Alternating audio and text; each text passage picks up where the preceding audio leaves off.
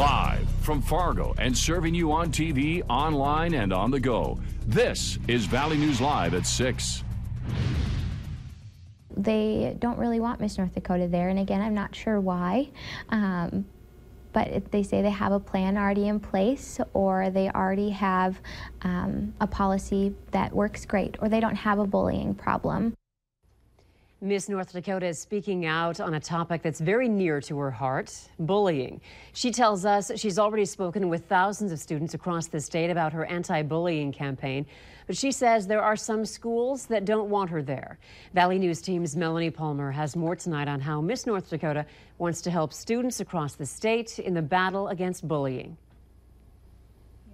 I say it takes a village to raise a child, but right now our village isn't really doing their job to support our little ones. A controversy, or at the very least, a disagreement is brewing between Miss North Dakota and some of the biggest school districts in the state. She says it's important to get into schools like Grand Forks, West Fargo, and Fargo, but she says she can't. She tells us they won't let her in. There's a handful of schools, especially in the Fargo area. I mean, I live in Fargo. I want to help support my community as much as I can, and they just don't want me. And, you know, that's fine, but it's truly the kids' loss. Now, we reached out to these school spokespersons, and they had some questions, too. The Fargo Public School spokeswoman tells us a principal who was contacted by Lizzie never got back with her. And she says that's for a number of reasons, including the school already having a number of anti-bullying demonstrations. Lizzie's booking agent says they keep close records of the schools they reach out to, and is baffled why these schools haven't had Lizzie come and speak to the students. And as you can imagine, bullying is very important to Lizzie. She's experienced it firsthand. I was bullied for over 10 years. It started off in second grade. I was a new kid in school, and shortly after I moved, my parents got a divorce. And most of my bullying was surrounded by the series of unfortunate but fortunate events that had gone on within my life. And that's why she wants to help students who are going through the same thing. She tells us bullying is a nationwide epidemic, and she wants to spread her message so she can be an ally for students, parents, and teachers. I think it's really important for these students to know that, you know, you're not alone in this struggle. There's hundreds and close to thousands of students who are struggling that at least have opened up to me, that are going through things that are very similar to yourself. In Fargo, Melanie Palmer, Valley News Live. Lizzie Jensen says North Dakota is just one of 5 states that do not have a statewide law when it comes to bullying, but she wants to change that. And we also heard back from West Fargo Public Schools.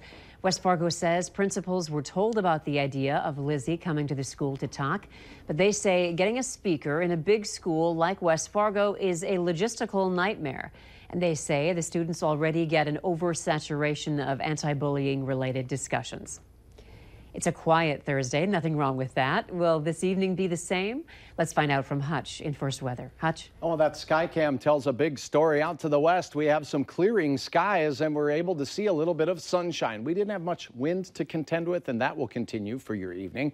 But we do see the radar picking up a few returns in parts of northwest Minnesota. So we can't rule out an isolated flurry there, but there's that view again. And it looks like it's going to be a quiet evening. Temperatures will slip as skies clear into the single digits by late tonight, but I expect the wind to stay fairly quiet. If you are in the northern valley, much the same. Clouds may linger a little longer, as you can see from the photo there. Temperatures closer to 10 degrees by bedtime tonight. We have flakes in the forecast as we head toward the weekend, and a very nice glance at some spring-like temperatures that are just on the horizon. I'll have hour-by-hour details coming up here in just a couple of moments. Okay, thanks, Hutch. And make sure you have the Valley News Live Storm Team weather app so that you can keep up with the weather anytime, anywhere. You'll get the latest forecasts and conditions so you can plan your day. Just search VNL Weather in the App Store and download it for free. Police have released the name of the woman found dead on a snowmobile trail just south of town in East Grand Forks. The Polk County Sheriff's Office says the body of 26-year-old Brittany Rose from Grand Forks was found last Friday afternoon, and that the initial investigation did not reveal any suspicious activity. The body was taken to the University of North Dakota Forensic Medical Examiner's office for an autopsy. A 51-year-old man is still in custody following a police chase. Officers say last night they tried to stop 51-year-old Dakota in connection with a domestic disturbance after spotting him near the UND campus. Dakota reportedly tried to get away in his pickup, but officers used a vehicle maneuver and were able to stop him. He was arrested for fleeing police, DUI, and driving under suspension. A woman who allegedly tried to shoot a Minnesota trooper has been officially charged with attempted murder. 30-year-old Melody Gray of Milwaukee, Wisconsin, is facing numerous charges, including felon in possession of a firearm. The Clay County Attorney's Office filed the charges today and says Gray is still recovering at Essentia Hospital in Fargo from a gunshot wound. The incident happened Monday when Trooper Mark Peterson responded to a one-vehicle crash on I-94 just east of Moorhead. According to court documents, at one point, Gray tried firing a handgun at Peterson's head. The trooper then shot Gray, who then ran into a nearby field where she collapsed before being apprehended. The passenger in the vehicle, 29-year-old Dominique Creighton, also of Milwaukee, is facing multiple charges, including damage to property and receiving stolen property. Trooper Mark Peterson was not hurt and is currently on standard paid leave.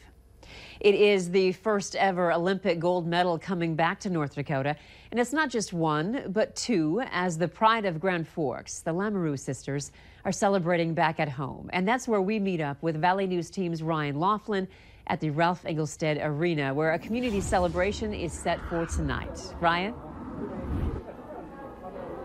Andrea, yeah, we're here in the lobby of the Ralph Engelstad Arena. They have more than 100 chairs set up, and it's already starting to fill up here. 7 o'clock is the set for the start of the celebration, celebrating Grand Forks' own Lamoureux sisters, who have completed the Olympic journey. 20-year redemption story. The last gold medal was in 1998. They just won it in Pyeongchang. And, of course, Jocelyn Lamoureux playing the hero with the shootout winner. It's going to be a huge celebration tonight. We're excited to speak with the Lamoureux later when they get here, and it's a big celebration. We'll have a lot more coming up, Andrea.